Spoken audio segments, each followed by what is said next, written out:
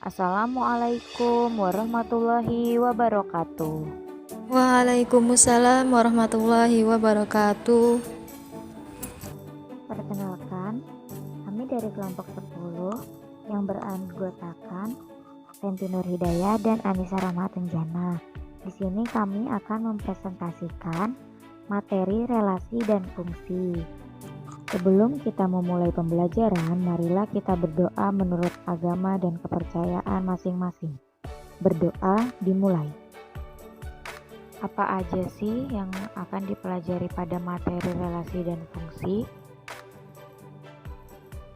Nah, peta konsepnya, relasi dan fungsi terbagi menjadi dua. Yang pertama yaitu relasi, dan berikutnya adalah fungsi. Fungsi dibagi menjadi fungsi into, fungsi surjektif atau onto, fungsi injektif, fungsi bijektif, dan fungsi khusus. Sebelum memasuki pembelajaran, mari kita mengulangi materi sebelumnya. Nah, yang pertama, himpunan. Manakah dari contoh berikut yang merupakan himpunan?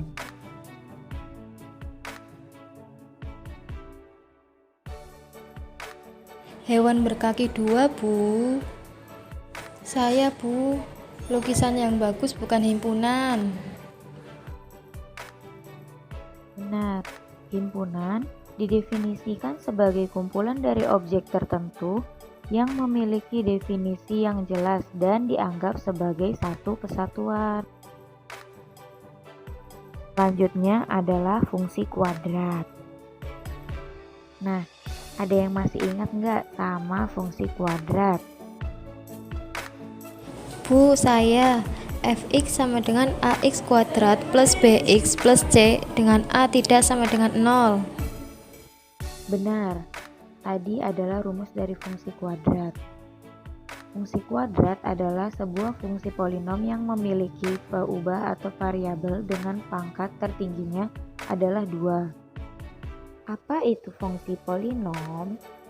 Bu, saya. Fungsi polinom adalah fungsi dalam aljabar yang memuat banyak suku. Oke, setelah ini kita akan masuk kepada materi pembelajaran hari ini, yaitu relasi dan fungsi. Baik anak-anak, perhatikan ilustrasi berikut. Terdapat keluarga yang bernama Meli, Reni, Dika, dan Aji yang akan pergi ke toko buku untuk membeli barang keperluan yang dibutuhkan.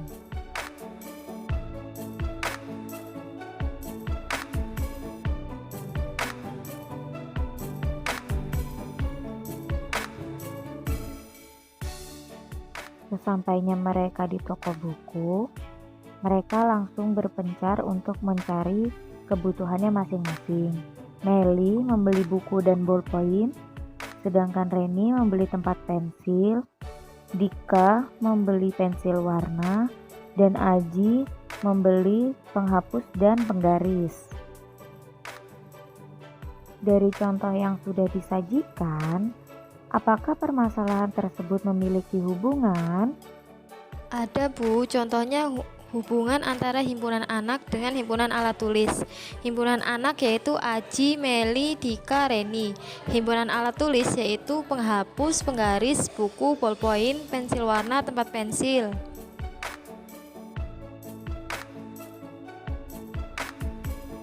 Nah, apakah permasalahan tersebut bisa dikatakan sebagai relasi?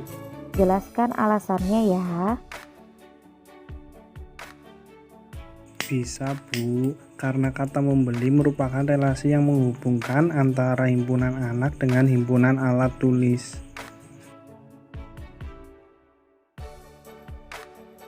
Baik anak-anak, jadi berdasarkan permasalahan tersebut, definisi relasi itu apa? Coba, siapa yang bisa menjelaskan? Relasi dari himpunan A ke himpunan B adalah hubungan yang memasangkan anggota-anggota himpunan A dengan anggota-anggota himpunan B. Baik, terima kasih sudah menjawab. Berikutnya kita akan masuk ke materi fungsi. Perhatikan ilustrasi berikut ini ya anak-anak. Terdapat 4 orang anak yang ingin mendonorkan darahnya ke PMI.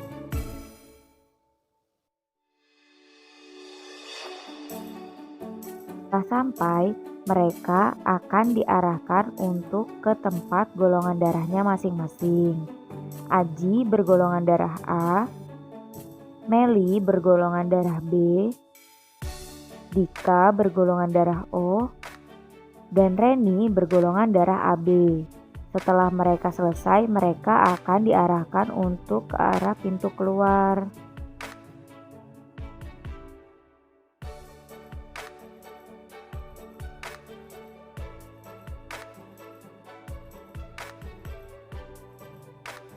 Nah, dari tayangan tersebut, apa yang dapat kalian simpulkan? Saya Bu, tayangan tersebut merupakan relasi himpunan A ke himpunan B. Baik, jawabannya sudah betul, namun masih kurang tepat. Apakah ada yang lain? Bu, saya sebuah fungsi dari A ke B. Terima kasih jawabannya. Benar ya, maka kesimpulannya suatu relasi dari himpunan A ke himpunan B disebut fungsi dari A ke B jika setiap anggota A dipasangkan dengan tepat satu anggota B. Selanjutnya kita masuk ke materi sifat-sifat fungsi.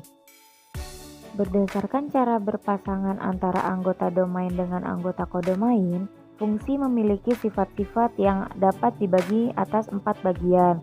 Siapa yang dapat menyebutkannya?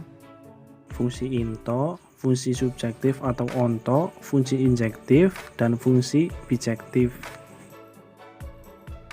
Oke, benar ya. Berikut ini adalah penjelasan mengenai sifat-sifat fungsi. Fungsi into dapat dikenali dengan mengamati daerah kodomain jika anggota kodomain tidak seluruhnya berpasangan dengan anggota domain. Maka fungsi tersebut adalah fungsi into atau fungsi ke dalam. Fungsi surjektif atau fungsi onto atau fungsi kepada adalah suatu fungsi di mana seluruh anggota kodomain memiliki pasangan. Anggota kodomain boleh berpasangan lebih dari sekali. Fungsi injektif atau fungsi satu-satu adalah fungsi yang memasangkan anggota domain dengan anggota kodomain, sehingga setiap anggota domain memiliki pasangan yang berbeda dan pasangannya hanya satu di kodomain. Fungsi bijektif adalah fungsi injektif sekaligus fungsi surjektif. Fungsi bijektif disebut juga fungsi korespondensi satu-satu. Semua anggota kodomain berpasangan dengan anggota domain dan setiap anggota domain memiliki pasangan yang berbeda. Masing-masing anggota hanya berpasangan satu kali.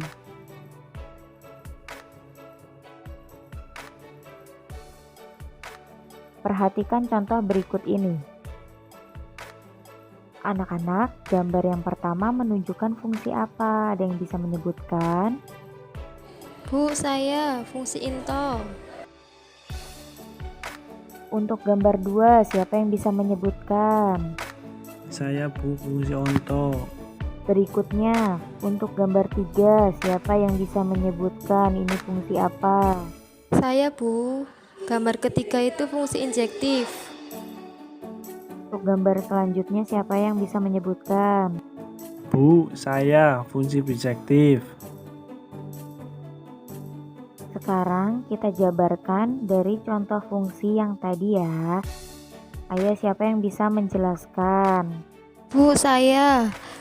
Diagram di atas adalah fungsi into, bukan fungsi surjektif karena tidak semua anggota kodomain memiliki pasangan.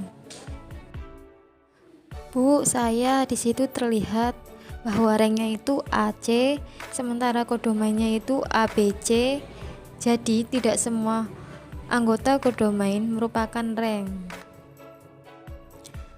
Saya Bu, bukan fungsi injektif karena ada anggota kodomain yang memiliki pasangan lebih dari satu, sehingga bukan fungsi satu-satu.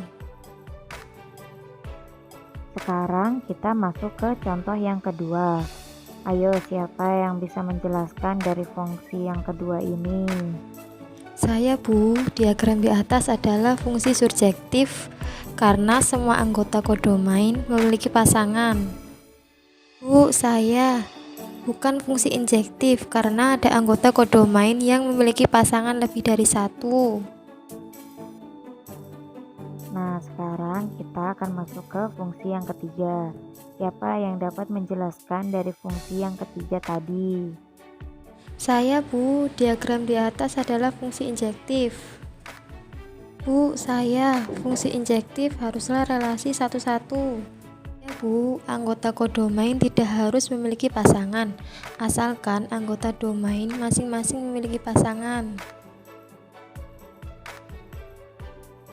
Nah, selanjutnya kita masuk ke contoh yang terakhir atau fungsi yang keempat. Ayo, siapa? Gantian yang mau jelasin.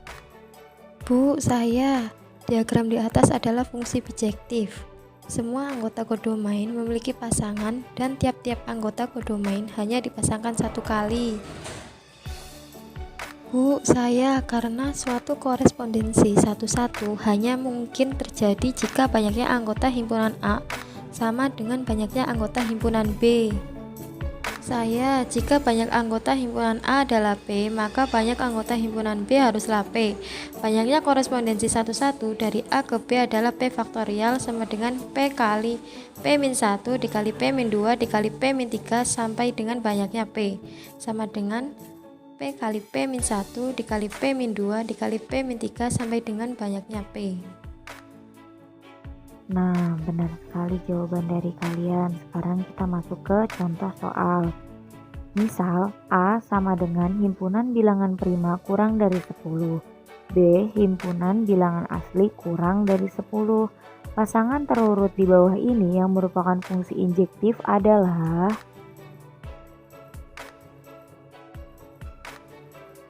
Jawabannya, himpunan A terdiri dari 2, 3, 5, dan 7 sebagai domain, dan B 1 sampai 9 sebagai kodomain.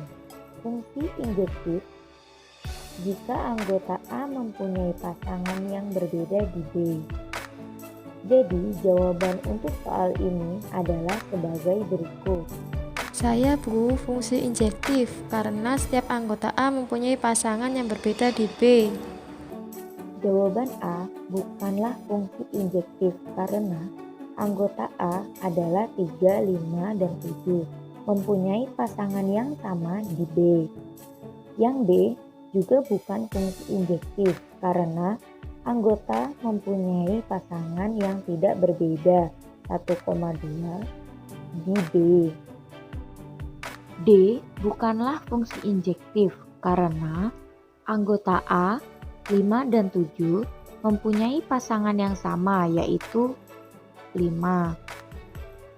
Dan yang E juga bukan fungsi injektif karena anggota A mempunyai pasangan yang sama di B yaitu 4. Terima kasih, jawabannya benar sekali, sudah dijelaskan satu persatu. Sekarang kita masuk ke kurikulum. Nah, silakan dikerjakan soal-soal berikut ini ya anak-anak.